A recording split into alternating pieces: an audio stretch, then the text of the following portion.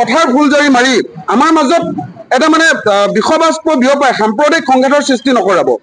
যদি প্ৰকৃততে আপুনি অসম আৰু অসমীয়া ভূমিপুত্ৰসকলৰ ভাল চিন্তা কৰি আগবাঢ়িছে তেতিয়াহ'লে কাৰ্যক্ষেত্ৰত কৰক। আমি অসম ৰাজ্যিক চালক সন্থাই আপোনাক পূৰ্ণ সমৰ্থন আৰু সহযোগিতা আগবঢ়াম। গতিকে সস্তীয়া কথা কৈ এটা ভাতৃঘাতী সংঘাত নলগাবলৈ আমি আহ্বান জনাইছো। একো নহয়, চিনাকি অচিনাকি বুলি এটা মন্তব্য চব অসমৰ ৰাইজ বুৰ্বক নহয়। মুখ্যমন্ত্ৰী ডাঙৰীয়াই যদি আগবেলা এটা কয় আৰু আবেলি এটা তেওঁৰ ভাষ্য সলনি হোৱাটোৱে তেওঁৰ এটা স্বভাৱগত প্ৰবৃত্তি। মুখ্যমন্ত্ৰী ডাঙৰীয়াই 15 আগষ্টৰ স্বাধীনতা দিৱসৰ প্ৰাক্ক্ষণত কি কৈছিলে যে কেব চালকসকলৰ মাজত অচিনাকি ব্যক্তিসকলে দপদপাই আছে। যদি মুখ্যমন্ত্ৰী ডাঙৰীয়াৰ ওচৰত অচিনাকি ব্যক্তি থকাৰ তথ্য আছে তেতিয়াহ'লে এইটো আদৰণীয় পদক্ষেপ।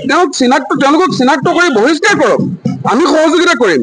কিন্তু ৰাজনৈতিক উদ্দেশ্য প্ৰণোদিতভাৱে যদি সাম্প্ৰদায়িক বিষবাস্প বিয়পাবলৈ এনেধৰণৰ মন্তব্য আগবঢ়াইছে এইটো আটাইতকৈ নিন্দনীয়।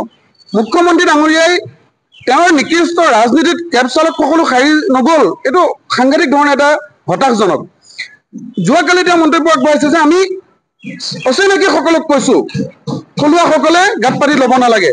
আমি মুখ্যমন্ত্ৰী ডাঙৰীয়াক এই প্ৰশ্নটো কৰিব খুজিছো যে চিনাকি আৰু অচিনাকিৰ সংজ্ঞাটো কি, আমাক উত্তৰ দিয়ক।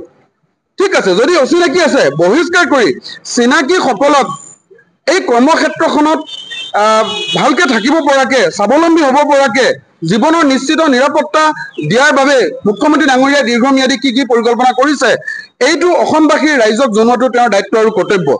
সন্মানীয় মুখ্যমন্ত্ৰী ডাঙৰীয়াক এইটো কথাও কৈছো যে আপুনি কেৱল মাত্ৰ কথাৰ ভুল জাৰি মাৰি আমাৰ মাজত এটা মানে বিষবাস্প বিয়পাই সাম্প্ৰদায়িক সংঘাতৰ সৃষ্টি নকৰাব।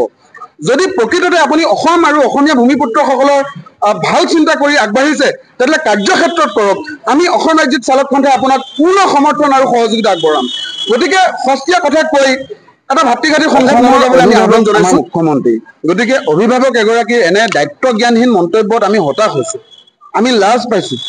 কেব চালকসকলে প্ৰতিবাদ কৰিলে মুখ্যমন্ত্ৰী ডাঙৰীয়াই ভাল পাব, এইটো কেনেকুৱা ধৰণৰ কথা? সাংবিধানিক কথা নেকি এইটো?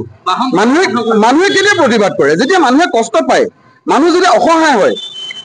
আৰে ইমান দায়িত্ব জ্ঞানহীন কথা বতৰা মুখ্যমন্ত্ৰীৰ মুখত শোভা নাপায়। কেব চালকসকলৰ প্ৰতি যদি সঁচাকৈ মুখ্যমন্ত্ৰী ডাঙৰীয়া দায়বদ্ধ হ'ল হয়, কেব চালকসকলৰ কাৰণে যদি প্ৰকৃততে তেওঁ কিবা এটা কৰাৰ মানসিকতা ৰাখিল হয়, তেতিয়াহ'লে কেব চালকসকলৰ আৰ্তনাদৰ ভাষা বুজিবলৈ চেষ্টা কৰিলে।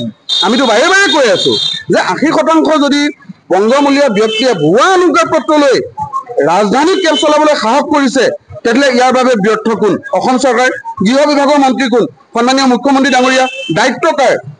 ৰাজ্যত অসম ভাৰতীয় জনতা পাৰ্টি চৰকাৰ, কেন্দ্ৰত ভাৰতীয় জনতা পাৰ্টি চৰকাৰ, তেতিয়াহ'লে কাৰ মুখলৈ চাই আছে মুখ্যমন্ত্ৰীয়ে? সিদ্ধান্ত লওক, তেওঁ ব্যৱস্থা গ্ৰহণ কৰক।